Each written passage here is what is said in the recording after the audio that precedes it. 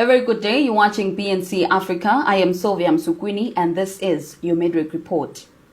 In our local news, new mayor for Emfuleni, Sipho Khatebe from the ANC was elected as the new mayor for the troubled Emfuleni local municipality. Khatebe was elected on Monday, 22 November 2021, during the first meeting of the newly constituted council. Khatebe was highly emotional after winning with 47 votes against the DA's mayoral candidate, Dedi Mollo, who received 43 votes. Representatives of various political parties have congratulated the ANC mayor. It was reported earlier that Sibongile Sokuza was elected as Speaker of the municipality. Sokuza won with 46 votes over the nominee. Edward von Bodenstein from the DA, who received 44 votes, Silva Janji was elected as Chief Whip after he got 45 votes. The DA's candidate received 44 votes and one ballot was spoiled. In your national news, the U.S. companies are putting billions into building internet capacity in South Africa.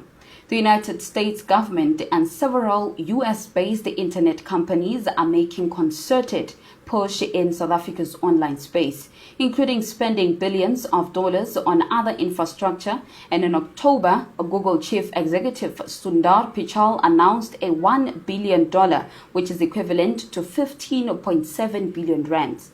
Investment to provide affordable internet access and support entrepreneurs and non-profits in Africa over the next 5 years.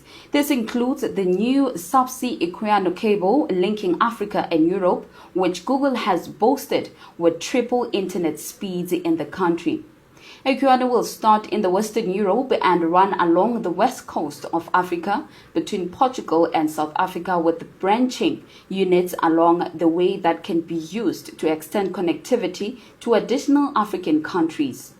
Meta, formerly known as Facebook, has partnered with MTN, Orange, Vodafone, China Mobile and the West Indian Ocean Cable Company to build one of the world's largest undersea internet cable networks.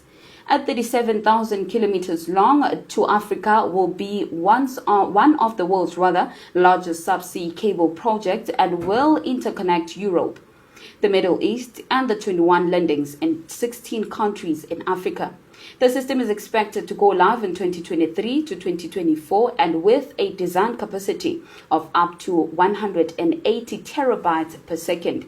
It was more than the total combined capacity of the subsea cables serving Africa today. In countries where the To Africa cable will land, service providers will obtain capacity in carrier-neutral data centers of open access cable landing stations on a fair and equitable basis. This, To Africa said, will support healthy internet ecosystem development by facilitating improved accessibility for businesses and consumers. Starlink, the satellite internet arm of the American aerospace company SpaceX, has also committed to launching its services in South Africa. Starlink uses a constellation of low Earth orbit satellites to beam internet to users on the ground via satellite dish, and MyBroadband reported that the service is expected to launch in South Africa in 2023. In other news, the protesters call on Miss South Africa to boycott Miss Universe pageant in Israel. Protesters rallied on Friday outside the Miss South Africa's offices in Johannesburg to call on the current title holder to boycott the upcoming Miss Universe contest.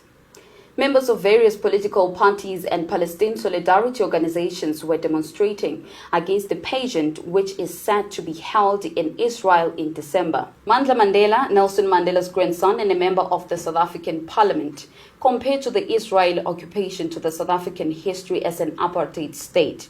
The current Miss South Africa, Lalela Mswane, appears to be caught in an uncomfortable spot because of the furor.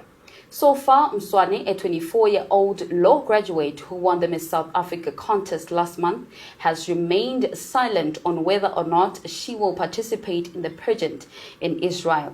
The government announced this week that this week it had withdrawn its backing after it failed to persuade the Miss South Africa pageant organizers to pull out of the event to protest Israel's policies towards the Palestinians.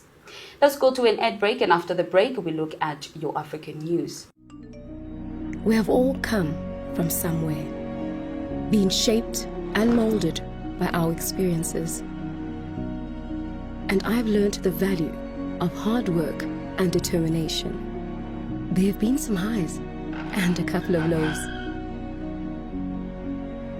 But here I am, today, successful.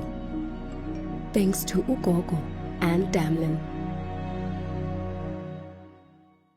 Welcome back. You're still watching Midweek Report on BNC Africa. These are your African stories.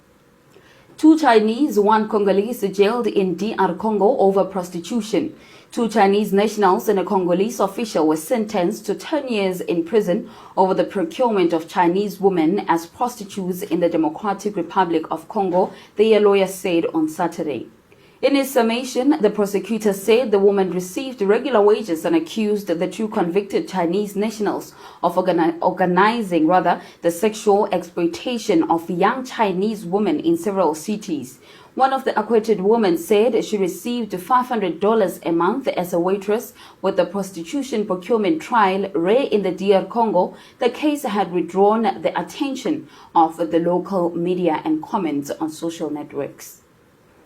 In another story, Libyan's protest against Khalifa Haftar and Kadafi's son presidential runs. Hundreds of Libyans protested in Tripoli Friday against war criminals running in the next month's presidential election after the Eastern strongman Khalifa Haftar and the son of the outstated dictator Muammar Gaddafi announced bids.